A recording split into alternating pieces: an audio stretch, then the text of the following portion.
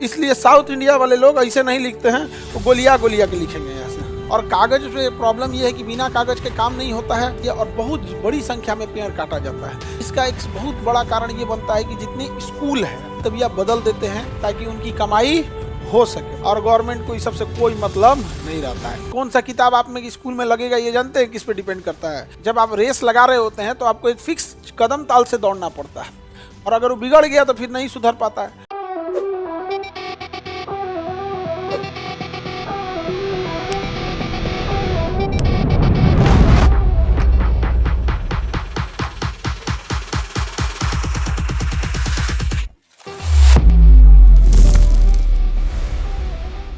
कागज की खोज सबसे पहले कहाँ हो गई थी? चाइना में हुई थी।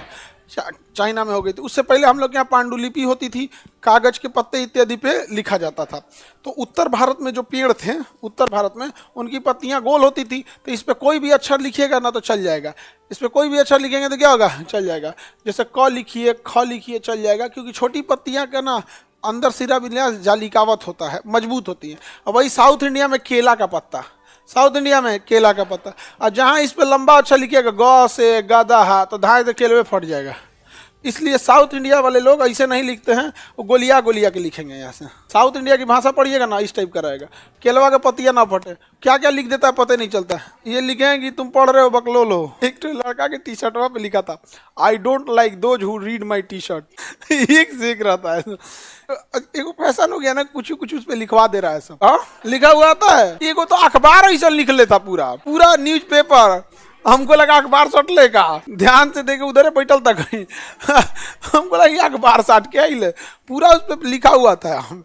लेकिन एक के न्यूज हमेशा लिखा रहेगा, चेंज तो होगा नहीं। चेंज रहे तो करे लोग रोक रोक पड़े रुक रहे। कागज उद्योग बहुत प्राचीन उद्योग है। यहाँ पे सबसे पहले कहाँ हुआ था? चाइना में हुआ था। कागज की खेती सबसे पहले चाइना ने बनाया था। यहाँ पे कागज लकड़ी वगैरह से बनाया जाता है। इसके बांस हो गया, लकड़ी हो गया, कई सारी चीज़ों से मिलेगा कागज बनाया जाता है। कागज के लिए इसका एक ही चीज़ है, कागज सेल्यूलोज का बना होता है, और सेल्यूलोज पेड़ पौधों में पाया जाता है। तो पेड़ पौधों के सेल्यूलोज से क्या बना दिया जाता है? कागज बना देता है। और कागज एवं लुगदी उद्योग होता है, जो जितने मोटे पेपर होंगे, जितने वाइट होंगे, उसके लिए अच्छे पेड़ काटने पड़ेंगे यहाँ पर। और जितने ये सब है आपका पल्प हो गया, या फिर कार्टून वगैरह पैक करने वाला हो गया, अंडे का कैरेट हो गया, ये कबाड़ वाला जो कागज खरीद के लेके चल जाएंगे ना, इनसे ही बना सकते हैं यहाँ। तो खैर ये तो एसेंशियल चीज़ है यहाँ पे। और कागज पे प्रॉब्लम ये है कि बिना कागज के काम नहीं होता है, हर जगह उसके पेपर की ज़रूरत पड़ती है, और बहुत बड़ी संख्या में पेड़ काटा जाता है, जिस वजह से पर्यावरण को भी लॉस होता है। तो कागज उद्योग भी ज़रूरी है, लेकिन पर्यावरण को बचा के रखना ज़रूरी है।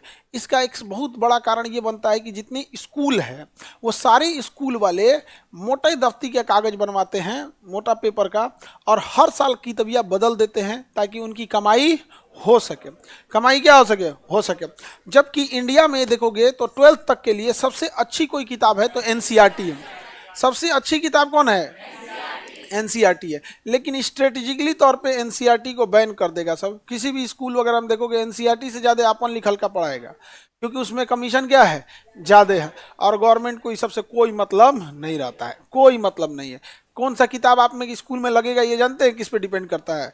जैसे इस स्कूल, जैसे मान के चलो ये स्कूल है, ये क्या है? इसमें आप कोई किताब ऑलरेडी चल रहा है और बहुत अच्छा किताब है, एक दूसरा कंपनी वाला आएगा, हमको बोलेगा कि आपके इस स्कूल में ना हम चाहते हैं अपना किताब लगाएं। हम कहेंगे तो पहले से तो चल ही रहा है। आगे ठीक है, हम आपको एक 4 व्हीलर दे देंगे, कुछ पैसा दे देंगे, इतना पैसा दे दिए, हमारा बुक चलवा दीजिए, बस अगले बार से एक्सचेंज हो गया। समझ गया?